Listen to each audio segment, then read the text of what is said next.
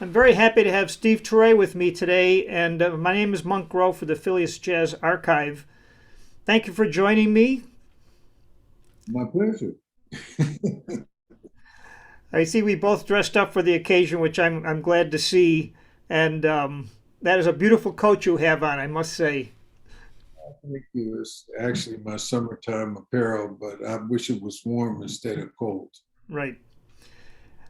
I'm fascinated by the path that notable musicians take, and I was thinking about the fact that if I'm correct, you grew up your formative years when you might have been most affected by what you heard were in the San Francisco area.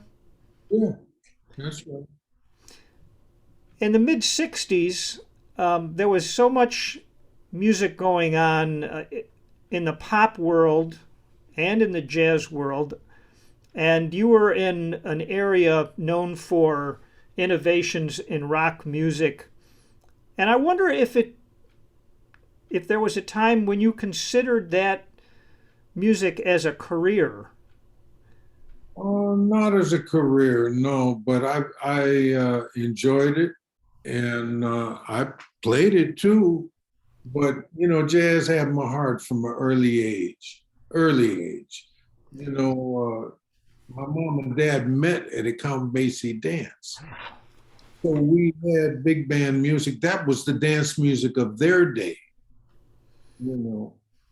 So, we had big band music in the house all the time and we used to watch the Ed Sullivan show and I saw Dizzy and Bird on there. I saw Louis Armstrong many times, as well as all the other great R&B and pop acts too. So I enjoyed all kind of music. They had Nat Cole show and all that. So I saw all that stuff coming up in the late 50s.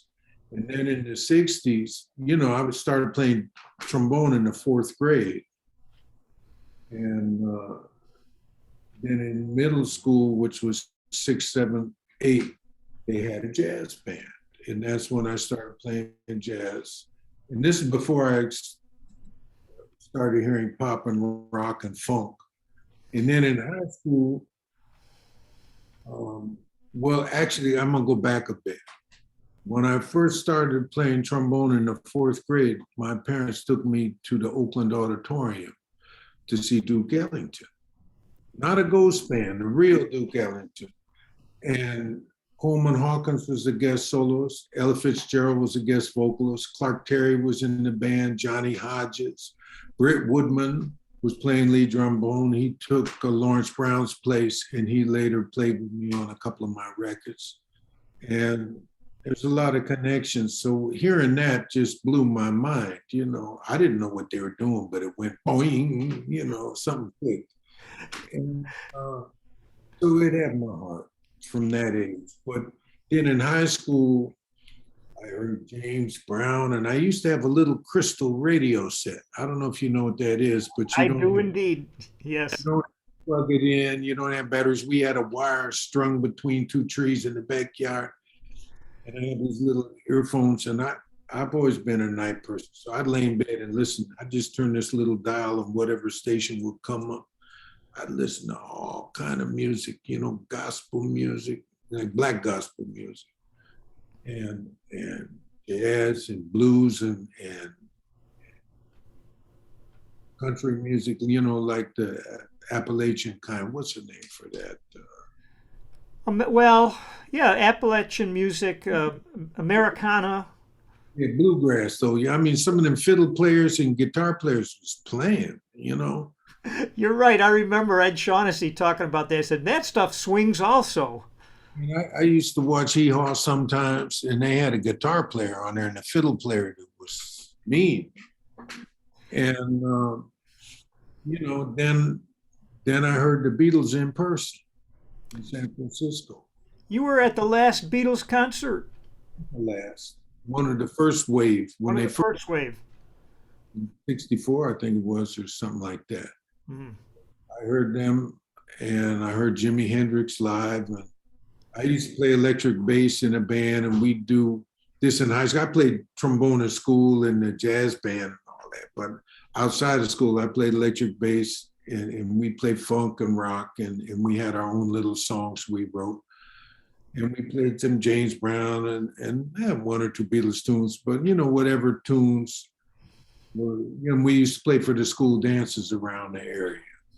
So Do you recall your father was Italian and your mother was Mexican? Is that correct? you're doing your homework there. I see. You just Well, there's a strong musical culture from both of those um, populations, and I wonder if it had any effect in your home.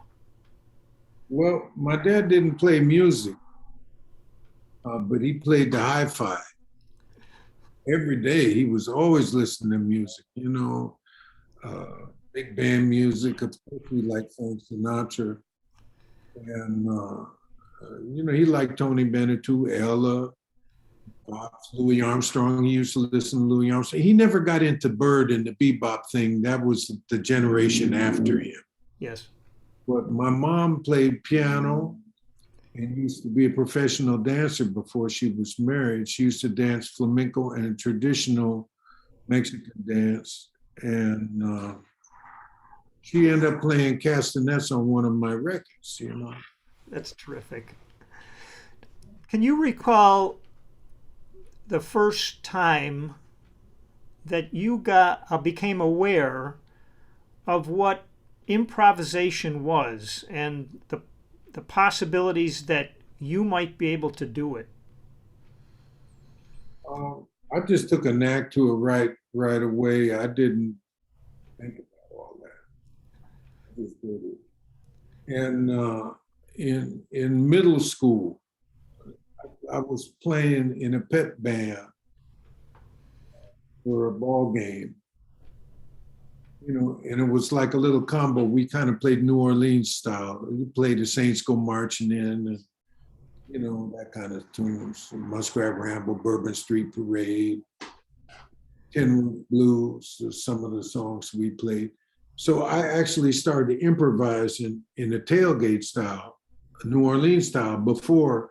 Then in high school, somebody gave me a J.J. Johnson record, and it was all over, man.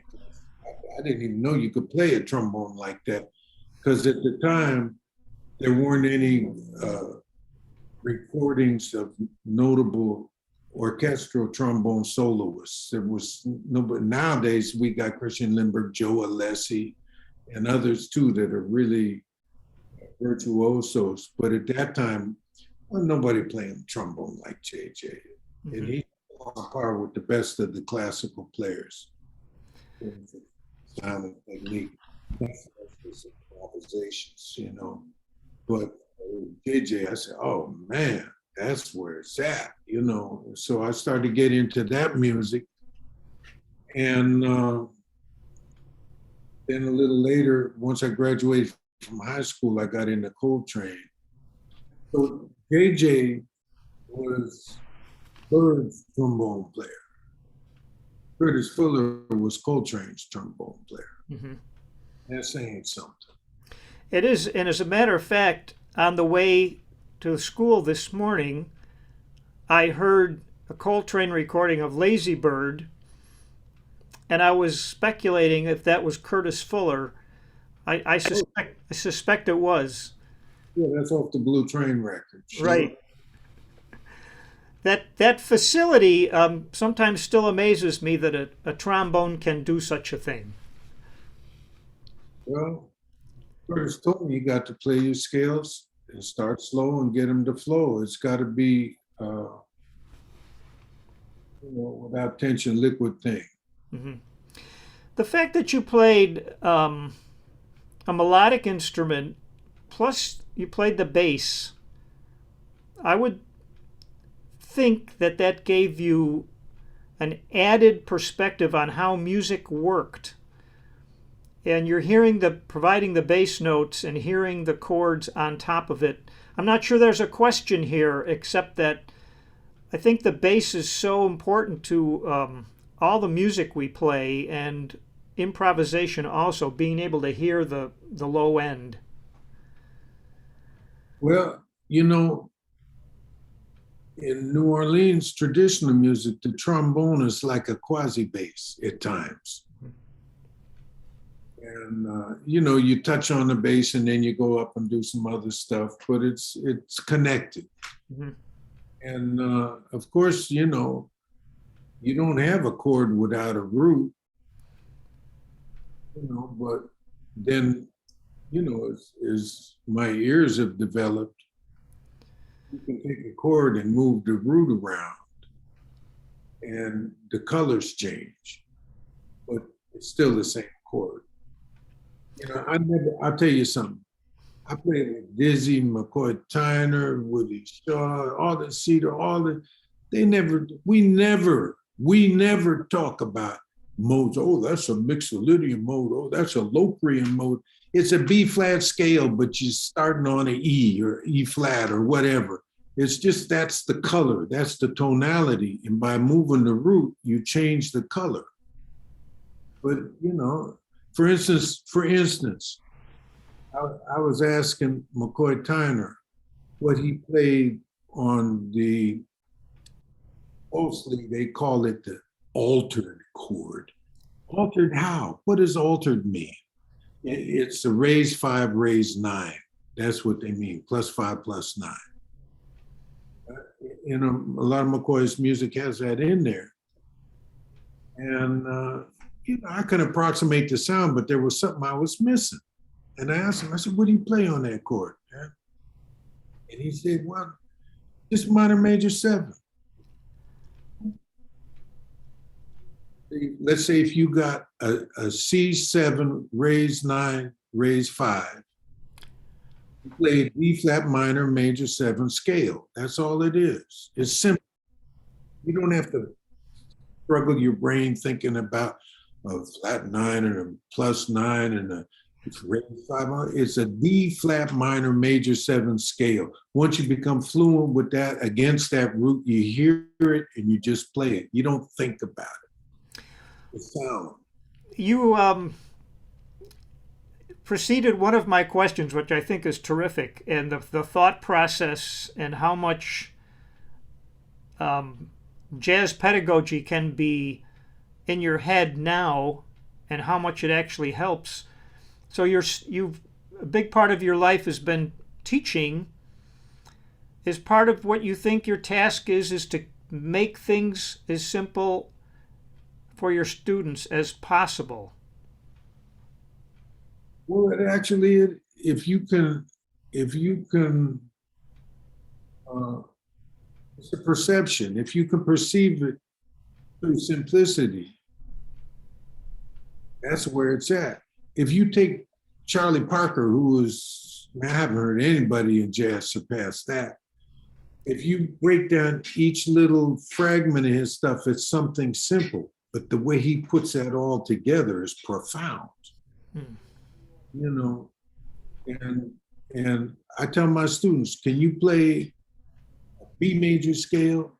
Can you play a G major scale? Can you play E flat major scale? I say, then you can play giant steps, because giant steps are number 3 scales.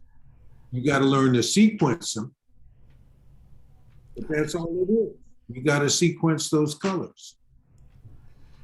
I think more in terms of sound and color than I do notes and of course I always put rhythm first. Rhythm is the most important thing, and that's what's lacking in most students. How do you have them work on that to get more rhythm in their playing? Well, let's make an analogy here. If you're studying harmony, you got to start with the root. And once you have 3 notes, you have a chord. And then you build off the top of that. But you go back to the root. So the same thing with rhythm. Let's go to the root. What makes jazz music different than you see in academia, especially in the United States, but in Europe too? They teach music, even jazz music, they teach it from a European perspective. And yes, the most of the instruments are European instruments that have been co-opted because African Americans weren't allowed to play their instruments.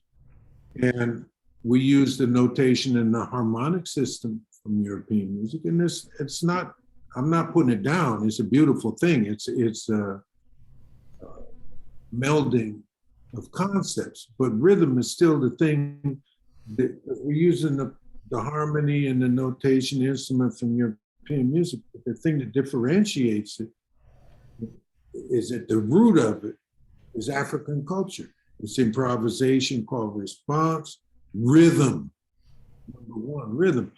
And so, you know, if I have a student that really has a problem with rhythm, give them some percussion instrument, learn to play the clave, learn to play a basic rhythm and hold it steady. You got to listen and make it fit like this with the other rhythms. And it breathes. It's not a metronome like a drum machine. You have to adjust to the ebb and flow of the collective. It's a collective consciousness. And I put on traditional African drummers and show them where swing come from, because African six is the same thing as swing, if it's played right. When I played with Art Blakey and Max Roach, you know, same thing is the way the swing feels, same thing as African six. Oh, that's great. Did you have a conversation with your parents about the time before you transitioned to North Texas, that music's going to be my career? Was it that sort of cut and dried? You know, I got off track. I started talking and wander a little bit. I told you I was playing in a pep band in middle school. Yes. One of those times we played for a ball game and I was taking a solo. Something in my mind just told me, this is what I want to do. And I knew it then. I didn't know how or why. I just know I wanted to do it. And I wasn't doing it to be famous or get the girls or get rich or be on social media or you know, get over. I was doing it because I loved it and it just made me click. Do you pass that on to your students? Or try to? If I think it's going to make a difference. Oh. You know, I found that sometimes if you give a student that's not ready too much, you can go to their head and they miss the whole point and get off track in terms of what music is really about. If you look at history, Mom, we live and look at reality. We live on a musical planet. We're not the only beings on this planet to make music. Birds sing, frogs sing, insects make rhythms, they sing, and dolphins and whales sing. All over there's musical sounds being made by other creatures. And before written music, before we had MTV and music was about making money and getting over and being famous and wearing something to make people look rather than listen. Music was a cultural thing, and all the different cultures had their own music as a means of communication, and it's a collective thing. You have musicians that make the music, and you have people that listen, but they participate. There's no difference between music and dance and singing. It's all connected. It's all an expression of community and consciousness. And that still prevails in traditional African music to this day. In America, it's become about the money. You know, to me, you know, I know it's a reality and you deal with it because you got to pay your bills, but to me, I find it kind of offensive, actually, because that's not what music's about for me. So music for you, does it have a spiritual connection of a sort. More than of a sort, it goes back to the essence of life. It's a reflection of that. Whatever your life condition is, it come out in your music. You can't fake that. We've all heard young students who play saxophone. They got great fingers. They can run all their scales. And I haven't really heard any of it could play jive steps through the keys, but there's probably a few, but they're not playing any music. It sounds like exercise. It sounds like they're playing a computer, or something. It sounds like a computer playback of when you have put a score in there and it plays it back for you or something. It's just mechanical. I don't feel the spirit. But when you learn to play music as a sound, it touches you in a different way. I know if I learn a song by ear, I retain it much better than if I read it, if I learn a song by reading. Reading definitely has a place. And for instance, you can't have a big band because it's not enough time to teach everybody their part by rote. Just a time. But I know I played with Dizzy and he would show me some tunes just at the sound checker in the dressing room. And you got to be able to pick them up quick, but you learned it as a sound, not from here, but from here. The music came into your consciousness through your ears, not through your eyes. And music, when we listen to music, it comes through our ears. So to me, there's a big difference there. So I know when I teach, I always try to teach somebody something by rote, see how quick they can pick it up, and then they struggle with it, then I'll give them the music. Okay. Was there a particular artist, you mentioned John Coltrane a little bit ago, and I wonder if there was a particular artist that you started listening to that was a on-spot example of what you're talking about with the spirit, not just the technique and the instrumental prowess, but the spirit behind it. I'll give you a good example. My first big boss that took me around the world, Ray Charles. Man, ain't nothing but soul. Nothing but soul there. No matter what he plays, and he plays all kind of music. That direct connection. And Rahsaan Roland Kirk is another one. Rahsaan I first played with when I was 18 in San Francisco before I left the Bay Area. When he was in town, I would play with him. I'm wondering what was going through your head on the way home after that performance with Rahsaan Roland Kirk. I was still hearing the music in my head after it was over. And I was excited as all get out. And that reaffirmed to me that this is what I want to do. Because I saw him when I was about 18, and I remember being completely overwhelmed with I don't have to tell you what it's like. Oh my God, it's like a force of nature. He's the spirit man, ain't he? Yeah. Yeah, that song was deep, man. And boy, could he play the blues. Oh man. It is interesting that he could have been just if he played tenor sax, he would have been like a major contributor to the jazz lexicon, I guess is what I'm trying to say. But and of course, in addition, he had all that other things that he did. What's interesting?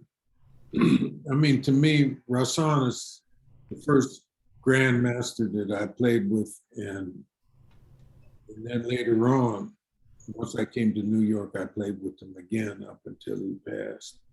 But uh,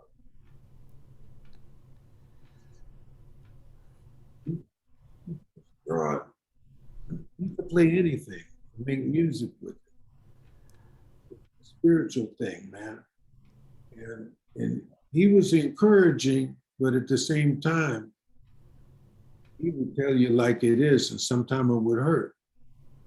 Or sometimes it would like a slap, wake up, listen, all that kind of stuff. Because I remember he played the whole history of the music in the course of a night, if the music went there. And he wasn't imitating Sidney Bechet's licks or whoever's licks. He was being himself within the style of that music. He was self-taught. He didn't go to school. If he had gone to school, they would have told him, you can't play 3 saxophones at once. It would have never happened. And the stuff he's doing with flute, man, a flute teacher would have a fit, So, but it's beautiful music. And we would rehearse and get to the gigs, and sometimes he wouldn't even play what we rehearsed. He'd just start playing, and we'd have to listen and go with it. And of course, rehearsing with him wasn't about having a piece of paper, because he's blind. You just have to listen and learn. So all that stuff, made a big difference in my conception and perception of the music. And I remember one time, I knew something about New Orleans music.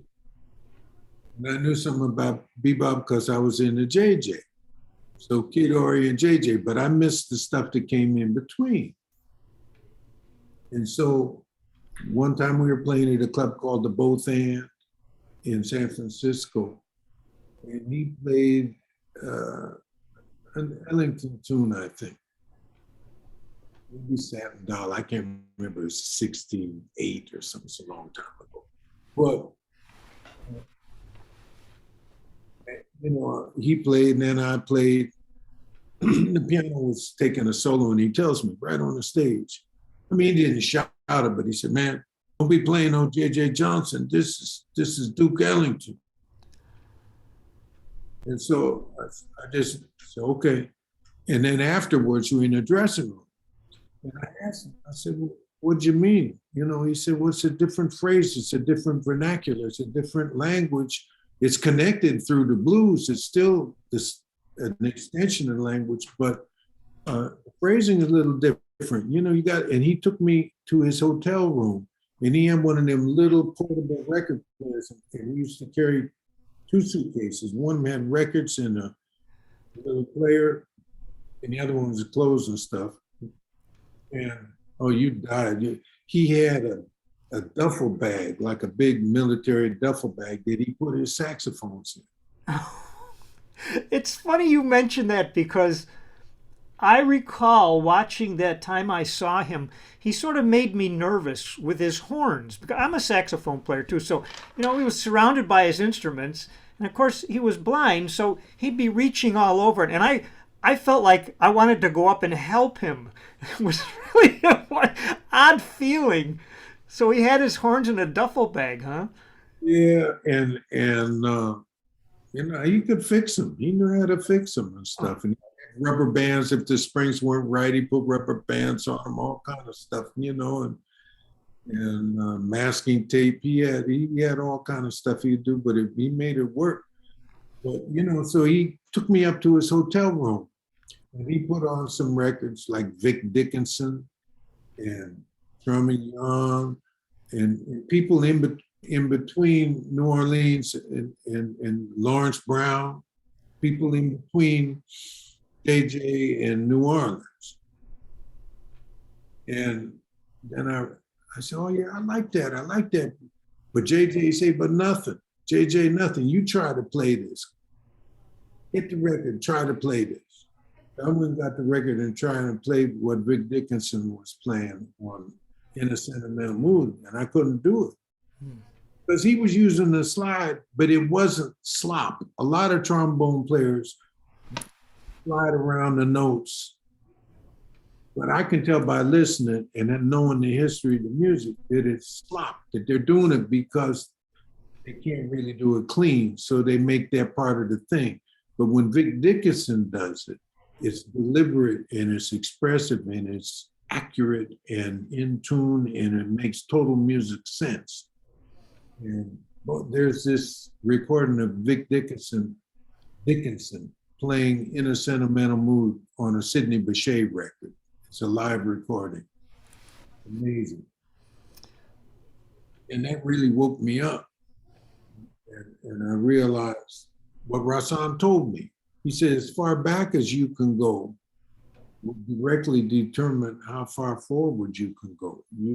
It's if you don't have a good root, the tree doesn't grow strong and bear fruit. Did he play a role in your exploration of the conch shell? Yeah, because he introduced me to it in person. I had seen a few people in the movies go, woo, you know. Yeah. But he had a shell. He had all kind of things that he made sounds with, you know. And he had a shell, and he had it down at the side of where his saxophones were on the stand and all that. 3 nights went by, and he didn't play it, and it was just sitting there. And I said, Rahsaan, the shell there, what, are you gonna play that? And he said, I'll play it when the time is right. Okay. So as fate would have it, the next night, you know, we're in a club. Anybody can walk in the club. It's open to the public. You get all kind of crazy people. Well, this couple right in the front table, right in front of the bandstand, proceeded to get drunk as can be, talking loud, oblivious to the music, was rude. And, you know, Rahsaan kept playing. Then he wanted to play a ballad. And it's a quiet thing. And they're just talking loud. And the woman said, man, I told you to take out the garbage. The guy said, I did. He said, no, you didn't. You left it by the side of the car there. And they're going back and forth. And so Rahsaan gets out the shell. Now, Rahsaan was the king of circular breathing. That whole publicity stunt with Kenny G, you know and I know that was a farce. I put that on the record too. You know, if Rahsaan had been alive, he would have showed up to that event, blown him away. But anyway, Rahsaan took this shell and was circular breathing.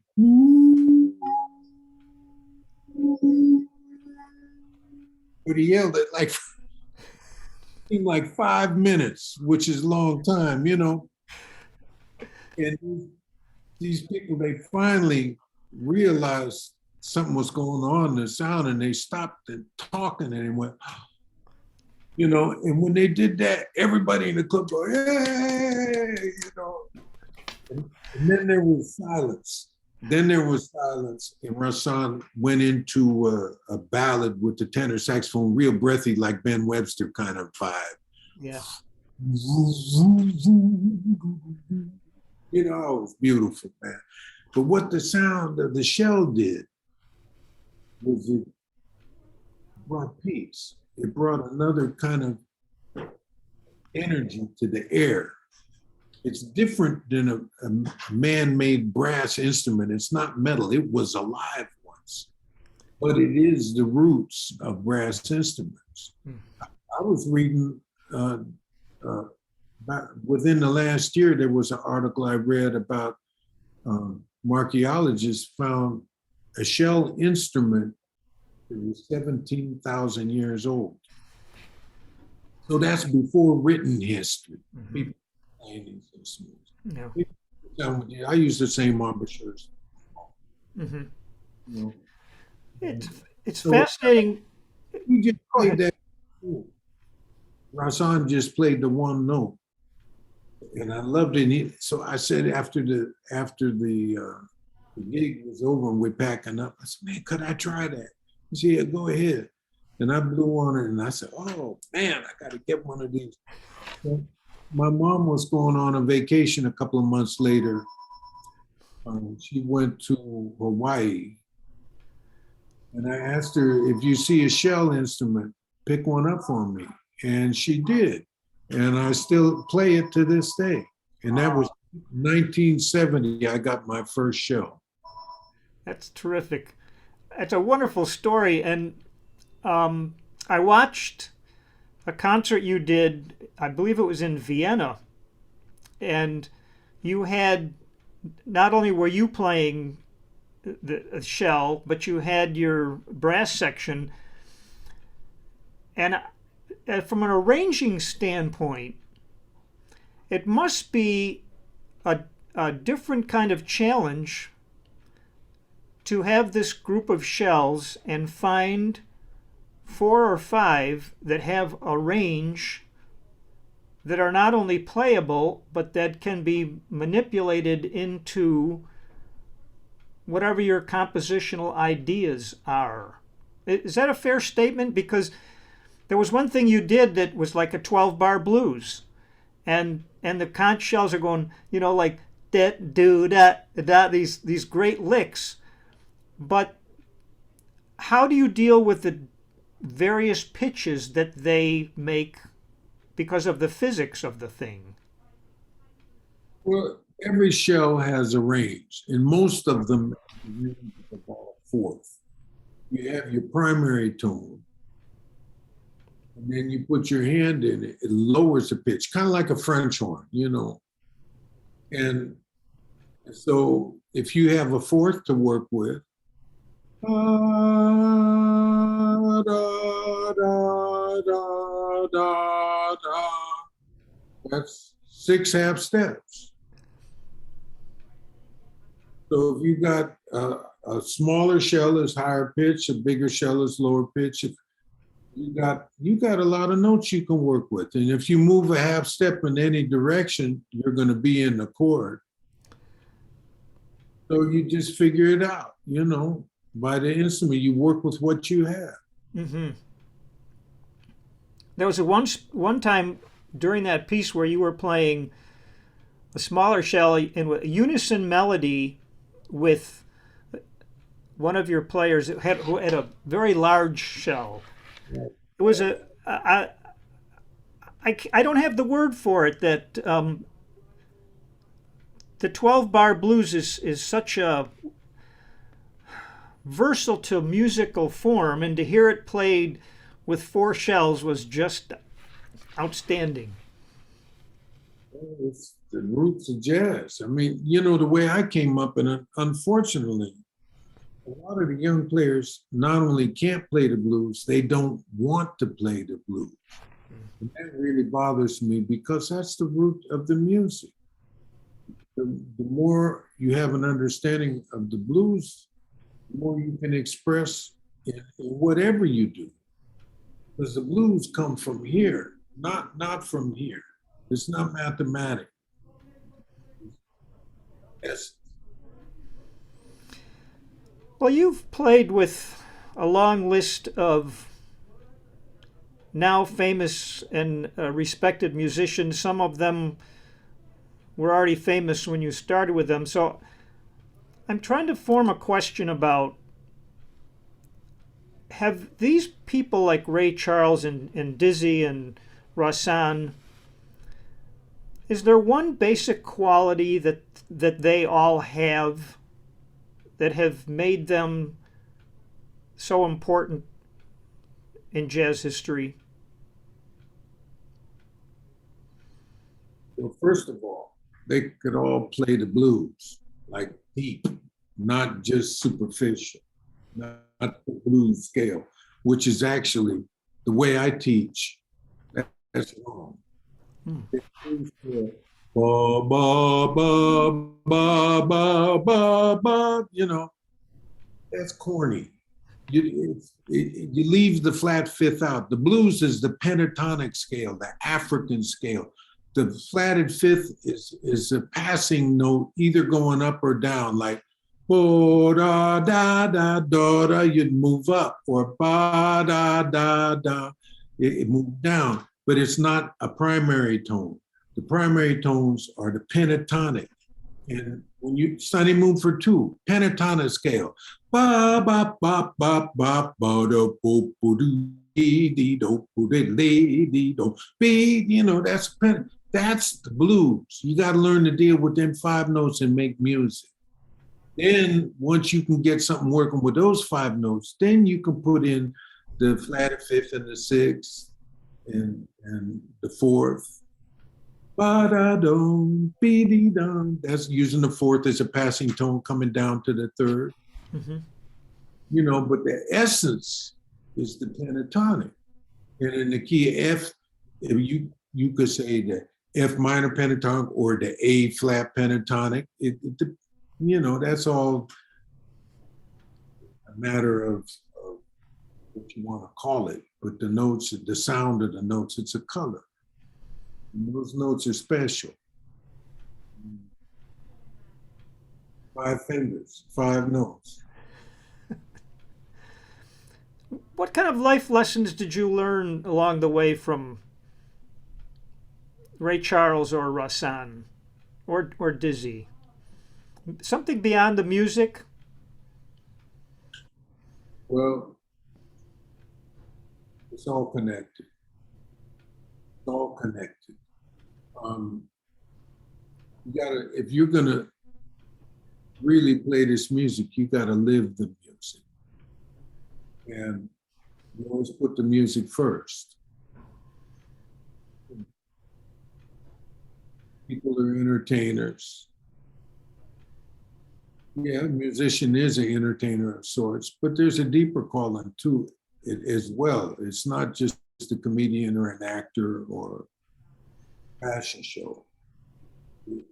It's a sound, and you're there to make a sound, and that sound should be the focus of your presentation and of what you're sharing, whatever it is that you can make this sound do, you're sharing that with your audience. You see, I'm gonna tell you a story. I used to work with Hugh Masekela.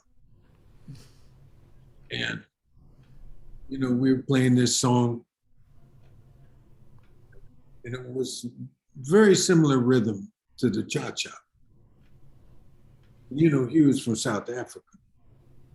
And so I had some clavicle. I play Latin music a lot. And I started playing the clavicle, and he looked at me and smiled. And I didn't know any better. And he said, so I said, cha-cha. And he looked at me and said, no, that is no cha-cha. And he named some African name that I couldn't pronounce to you now. I don't remember it. But he said, blah, blah, blah. This is rhythm from Mozambique. I said, yes, sir. Okay. That's where it comes from. You see, that's where it comes from. So, all this music, all the African people that were brought here against their will, not only came to North America, they went to the Caribbean, to South America, and depending on who their colonizers were, the music evolved differently. In Portugal, we have samba, bossa nova. In the Caribbean, you have Afro-Cuban and soca and calypso and merengue and cumbia and plena, bomba, and so many forms. And then in America, we have the blues, which evolved into jazz. Blues is the root. And in America, it evolved differently because the English were scared of the rhythm. They took the drum away. In Latin America, they didn't take the drum away. On Sunday, when other people went to church, they were allowed to play the drum, keep some semblance of the culture. So the music evolved differently because of that. And in America, it evolved a unique way because You know, if you know anything about a traditional African drum ensemble, they have the iron bells, Mm-hmm. and they have the higher pitched drum, a djembe, and then they have lower pitched drums, a junjun, and some even have bigger bass drums. And all those different elements were put into a drum set. The cymbal became the bell, the tom-toms, the snares, the djembe, the high voice. And so one person is doing what was many people. Mm-hmm. And you know, it evolved differently because of that. And can you imagine if Black people were allowed to have copyrights? The man who invented the drum set would be a billionaire by now, Indeed. you know. So all those kind of things are relevant to the music. So the music is an expression of all of that. I feel like I'm getting a terrific lesson here today, Steve. You ask, I'll tell you what my experience is, you know. Yes, indeed. So as your career went on, you found ways not only to have meaningful musical experiences, but to make a living. And you did a good amount of studio work. Can you take us through a typical day of a studio musician from getting a phone call to showing up, and how that worked and what it required? Well, I'll set the record straight here. What most people think of as a studio musician would be like somebody that does jingles and does movie scores and goes in and sight reads parts for a background, horn parts for a record date for a pop singer or whoever, something like that. I never was into that scene, never. You know, I might have done more by what you can count on one hand of that kind of work. But I did a lot of jazz record dates, which is a totally different experience. Mm-hmm.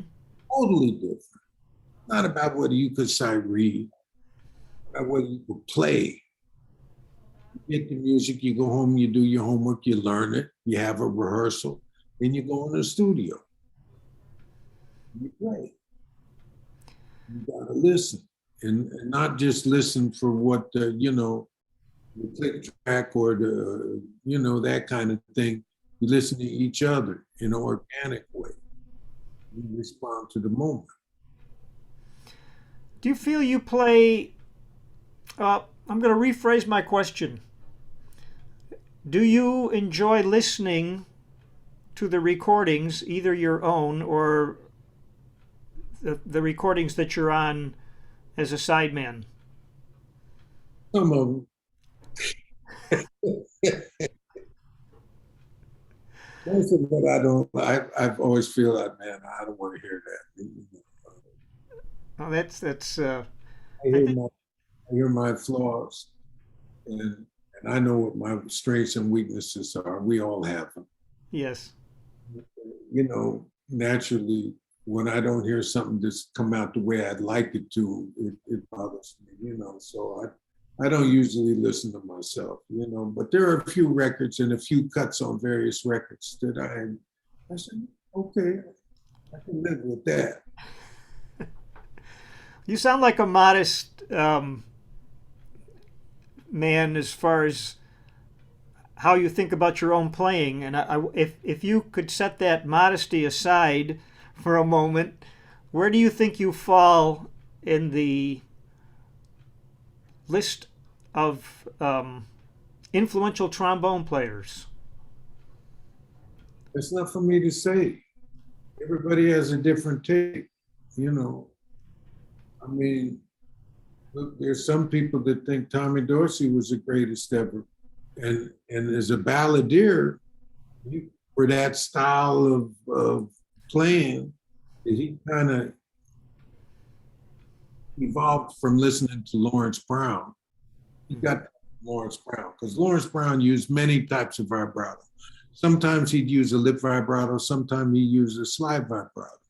And they used to run up to the Cotton Club and see Duke and all that. And Tom took that ball and ran with it and made it his whole thing.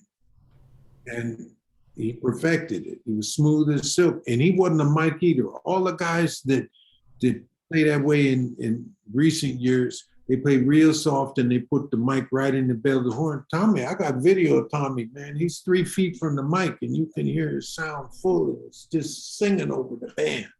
Mm-hmm. But anyway, he wasn't a real improviser. Not really, you know. He was okay, but that wasn't his forte. His forte was ballads. So everybody got a different take on it. There's some people like Kid Ory. I love them all. Some people like, Lawrence Brown, or they might like JJ or Curtis or Julian Priest or Frank Rossellino. I love them all.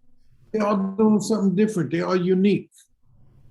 So, I got a unique thing that I do, and I have my influences. We all come out of something before us, for the most part. But I use wider intervals. I started using fourths and fifths to make lines. And I got that from Woody Shaw. He showed me how to do that. So I create melodies and lines out of wider intervals. Mm-hmm. I also did a thing, I was the first to do this sound on the trombone where I use alternate positions. Because I was listening to Lester Young, yes. and he used alternate fingerings on the same note and go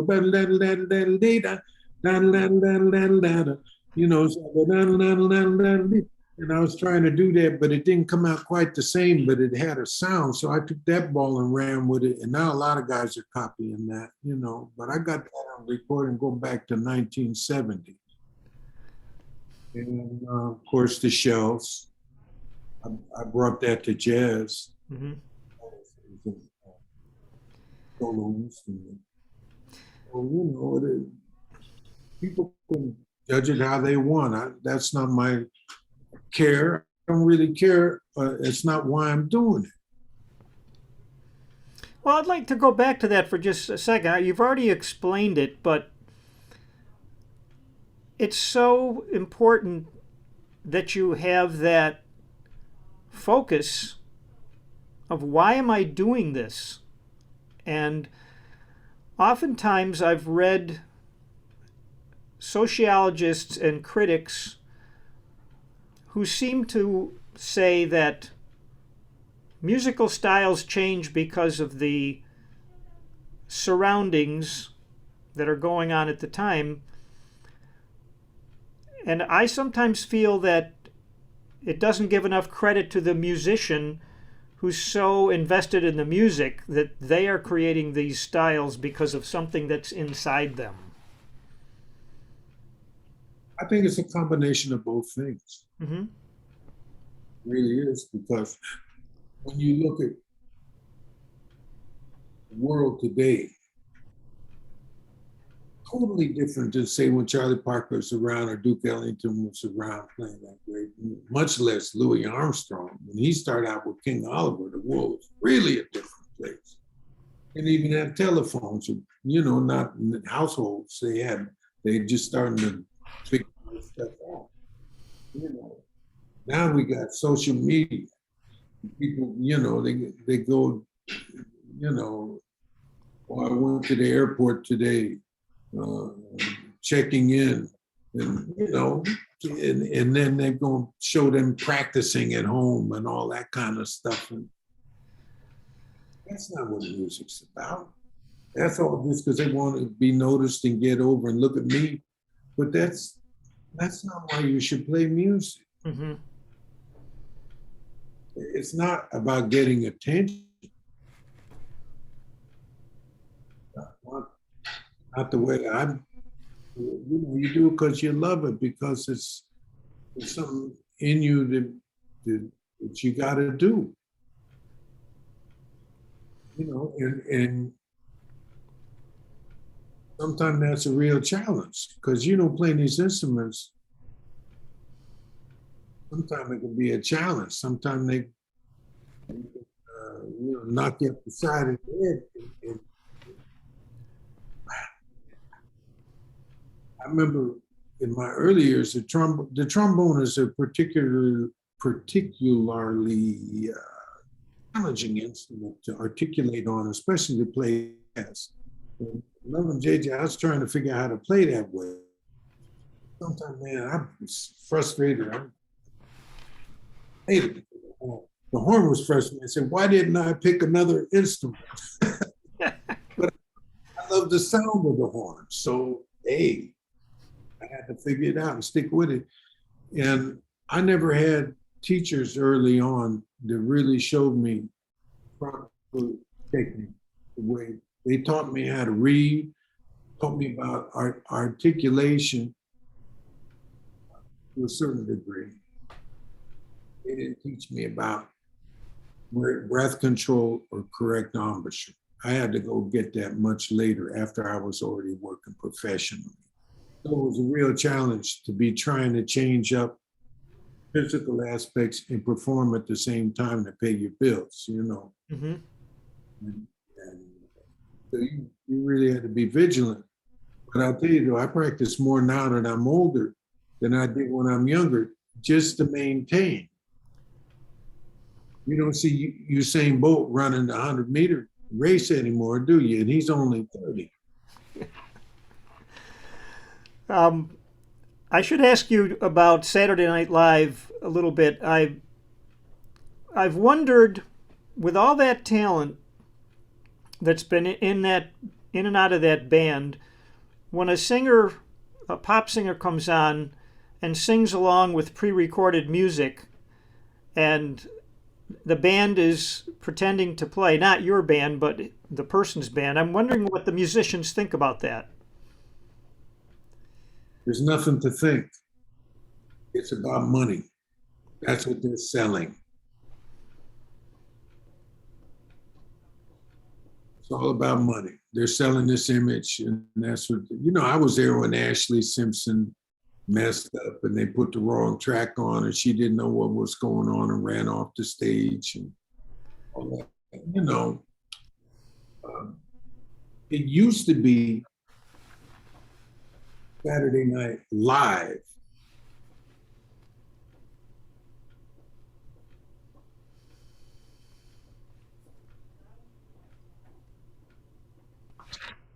Or they tried to do it live and flopped. And the corporation, I guess NBC, got big blowback from these big record companies and mega corporations that own them. We've invested so much money in this artist and you let them flop on that, because they couldn't do their show the way they do it live with the lip sync and all that stuff. It's all smoke and mirrors. So they started allowing it. And it's just imagery and sales. It's about generating sales. It's not, back in the day, they had all the pop music too, but they also had Betty Carter on there, they had Miles on there, they had Sun Ra on Saturday Night Live. They had all Yo-Yo Ma. SNL is for young people, basically. Everybody watches sometimes, but especially high school, college age kids is big. Mm-hmm. If they had the Rolling Stones on there, everybody gonna watch. But Yo-Yo Ma, he's a master. People are gonna watch that and say, "Wow, that's beautiful music." Mm-hmm. So, but now it's all about the money. But I tell you, it's a lot of fun. What can you do if you're not playing, you're laughing, or you're saying, "Oh, well, this is the latest." Okay, this is what they're selling now. But all the guys in the band are great musicians. It's a thrill to play with them, and I feel blessed to be there. I've been there 36 years. It's my 37th season. How much rehearsal goes into one show? It's all in one day. We got to get there like 10 o'clock in the morning. We don't get out of there till 1:30 after midnight. Long burnout day. Yeah, On Sunday, I'm pretty much wasted. I see. When you're working on, let's say you get a song idea in your head, or you're working on an ensemble arrangement of some sort, do you become obsessed with it? Like it gets in your head, and no matter what you're doing, you're still trying to work it out. Are you talking about composing? Yes. Um, Not consciously. I more often than not write at the piano. And I'll be noodling around on the piano and I start hearing something. And I write it down before I forget, because next if I don't, the next day I'll come start noodling and something else will come in. But if I get an idea that goes boing, that's something I like. I write it down and I just leave the paper on the piano. Maybe later, sometime a day later, a week later, a month later, who knows? I'll see it and let it marinate, and keep.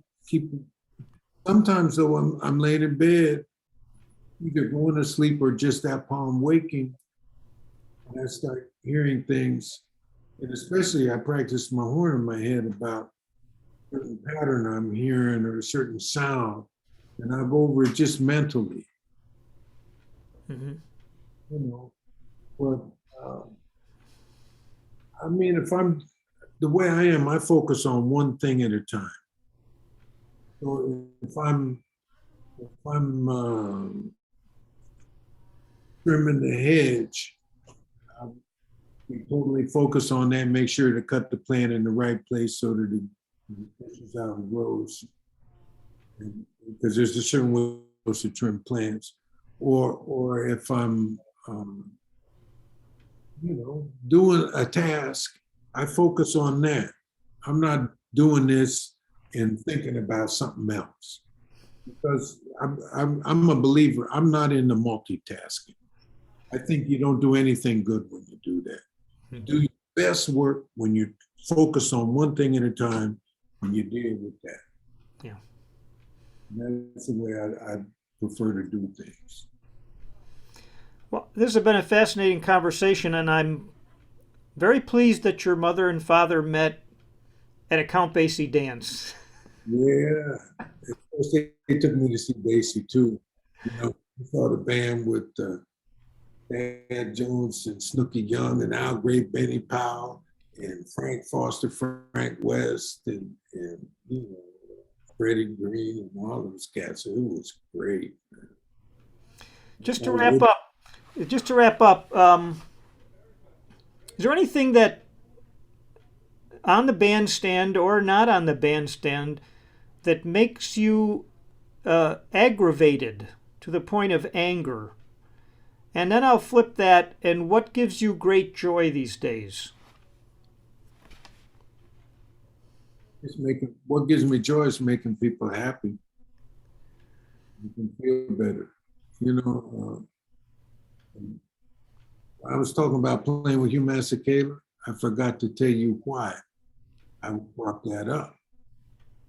He told me that when he was a kid, he used to in high school, he used to cut school and go play with the older guys at rehearsals and stuff. And they let him play. They said, well, you're a talented young man. You can come on and play. But, he was a kid, so he was cutting up and being silly and stuff. And after a while, they said, okay, calm down, man. You got to focus here, man.